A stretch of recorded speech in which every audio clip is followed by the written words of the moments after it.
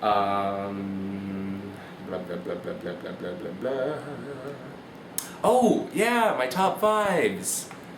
Oh yeah, I forgot about these. I asked you to give me top fives, didn't I? Okay, let's do my top fives. Um, okay, Night Emma says top five favorite school classes, top five favorite activities to do at Camp Half-Blood / Camp Jupiter, and top five favorite midnight snacks. Ooh. Okay, so first we'll do top five high school classes. Number five was probably French. French was great because I had, okay, so first I should explain, I really only did 2 years of high school. I went to high school for 2 years, and then there's a program in Washington called Running Start where you basically do college for the last 2 years or 1 year of high school, and I chose to do it for 2 years. So I went to Lindbergh High School for 2 years, which was awful, and I hated all of it. And then I went to Bellevue College after that, which was much better and very cool.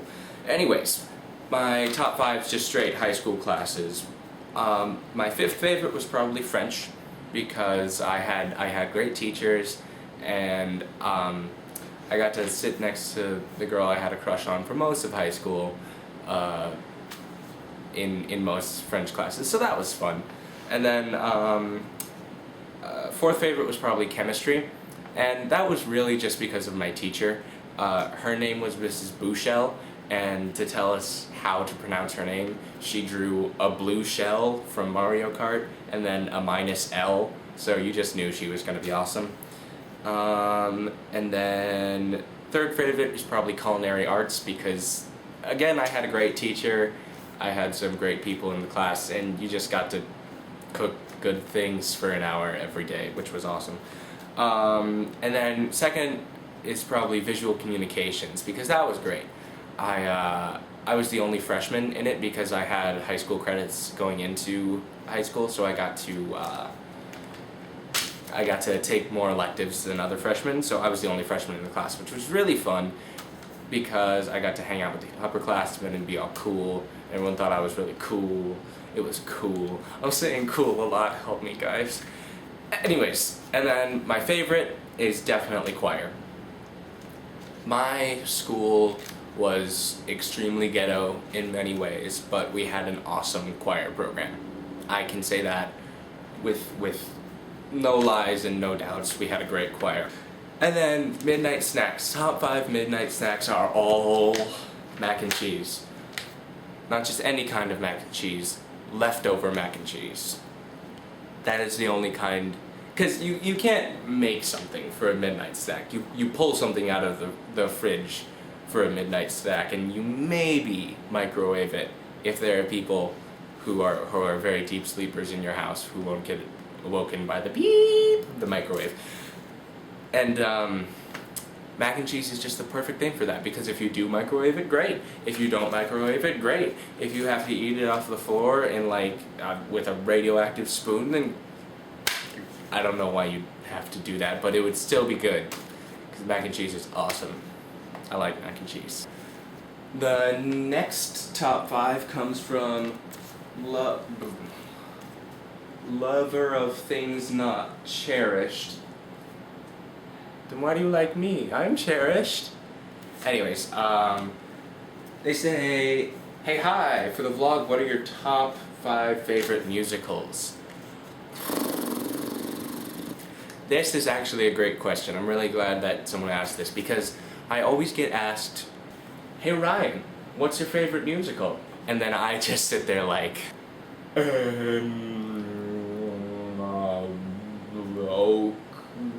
sure. Right. There's too many good ones. Okay, top five favorite musicals in no particular order are Oklahoma by Rodgers and Hammerstein. I love that show. It's ridiculous. It's... Took a break to have a coughing fit and die. Now I'm back. No, Oklahoma. It's ridiculous, it's funny, It's dark and disturbing at points. Some of it makes no sense and should really be removed from the world, but it's just a great show, and if you ever have the chance to go see it, you definitely should. It's definitely worth it. 13, the musical. I really like that one. It's all about a bunch of 12-year-olds turning 13, suggested by the name, in this like nowhere town. Oh, I'm so old, I don't even remember the name of it. I was in it twice when I was 13 and then 14, so it had a big impact on that, developmental period of my life, and you should definitely look it up. The music's by Jason Robert Brown, and fun fact, Ariana Grande was in the original Broadway cast.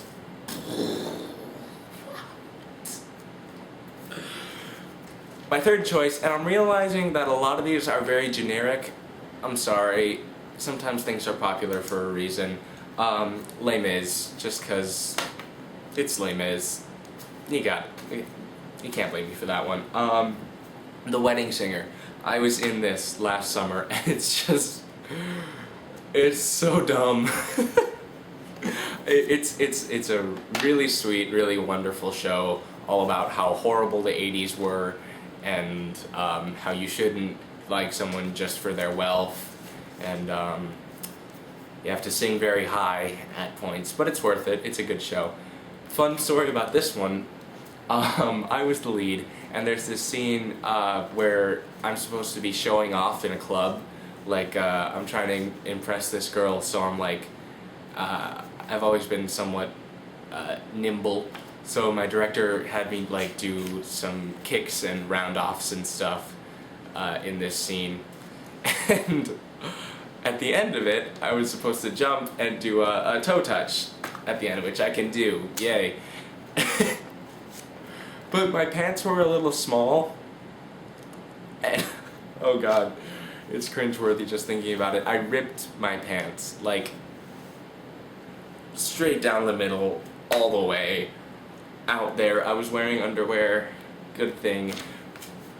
But like, it wasn't so obvious that the whole audience was like staring at my crotch, but they would see it if I didn't work to conceal it. So I'm supposed to like keep dancing, and instead I'm just shuffling around with my butt away from the audience so that I don't realize my whole ass is hanging out. And my dance partner is just like looking at me like, what the hell is going on with you right now? And I can't like tell her I ripped my pants because I'm on stage. It was a mess, but luckily that song was right before intermission, so I had time to change before anyone noticed. And I talked to people in the audience afterwards. Nobody noticed. It was just me who was horrified to my very soul. Yeah. And oh, Into the Woods. See, I told you, everything's just, I'm a generic person. They could sell me in a package with next to other Ryans. That was weird. I also realized I've been in all of these except Les Mis. I want to be in Les Mis someday. I think I could be Cosette. I have a castle on a cloud. Into the Woods. I've played 3 parts in this show, actually. I was in the junior version as Cinderella's prince, Agony, and the wolf, Hello Little Girl. I was young, I didn't get how creepy that was at the time. I kinda did, but not on the level I do now. And I was recently in it as Jack.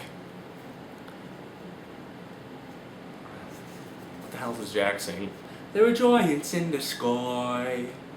I didn't sing it like that. That's just, it's a wonderful show. It makes you feel things. It takes off the grim fairy tales, which I loved growing up. There was this one where like this woman cut up a child and like served him in stew. It had some weird sinister name, but my family and I always just called it boy stew. I mean, it's accurate. Why are children's stories so weird? Anyways, I think it's a really great story for people of all ages, because if you're a kid and go see it, you just see like oh, fairy tale people, and there's funny stuff. But if you're an adult and you go see it, there's lessons and there's symbolism and allegory. I really love it. If you haven't seen it, what are you doing? Go see it. The movie version is great, though it's pretty different from the stage version. So if you ever get a chance, go see the stage version at a good company. Yay! And those are my theater top 5s. Yay! Okay, let's see what else is going on. Top 5 scenes of Spain's butt from Puerto Rico. I don't know what that is. I think it might be an anime thing. Sorry. The only animes I watch are like Pokemon and Sword Art Online. Is Pokemon even an anime? I don't know. Hi again. Those are my top 5s. I just said that, didn't I? Thanks for watching.